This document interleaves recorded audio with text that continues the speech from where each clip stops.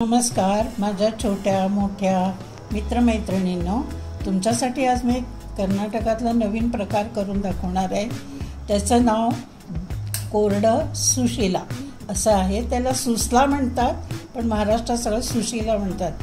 ते जनरली ह्याच्या उसाचा रस त्याच्याबरोबर ते खायला छान लागतं। आता ह्याच्यात जे लागतील त्या सामानांचं मी यादी सांगते। ह्याच्यात आहे चुरमुरे, कांदा, टोमॅटो, कोथिंबीर, लिंबू, भाजलेले शेंगदाणे, फुटाणे, डाळवा म्हणतात ह्याला, ओलं खोबरं, कच्चं तेल, धणे, जिरं, लाल तिखट आणि मीठ। आता पहिल्यांदा हे चुरमुरे आहेत, हे भाजून घ्यायचे, थोडेसे भाजायचे, जास्ती नाही, थोडंसं कुरकुरीतपणा येण्यासाठी म्हणून ते भाजून घ्यायला लागतात। नाही तर जरा चिवट लागतात ते, त्याच्यासाठी थोडं भाजायचं। आता बघूया भाजून झालंय का।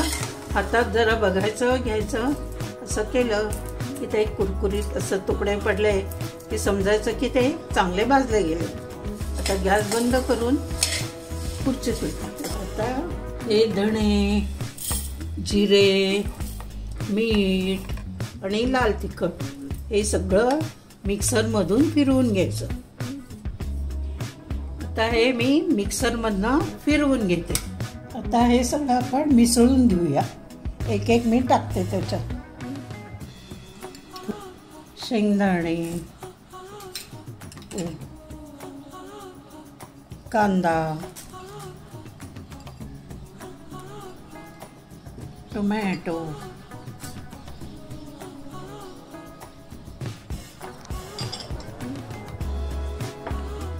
आणि आता हा मसाला सगळं टाकून घेते आणि तेल टाकते त्याच्यावर, कच्चं तेल, शेंगदाण्याचं तेल किंवा तुमच्याकडे काय असेल ते तुम्ही वापरू शकता। आता हे सगळं हाताने छान कालवायचं। थोडंसं खोबरं आता टाकते, थोडं नंतर टाकते। कोथिंबीर पण टाकून घेते, थोडं नंतर डेकोरेशनला टाकते, आणि लिंबू पिळून घेते।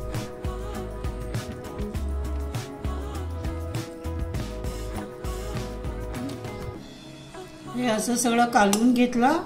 आता मी सर्व करते आणि त्याच्यावर खोबरं, कोथिंबीर घालून खाऊन तर बघा कसलं मस्त लागतं। आमच्या लहानपणी आम्ही उसाच्या रसाबरोबर हेच खायचो, छान लागतं बघा करून। तर सर्व केलंय, तुम्ही खाऊन बघा।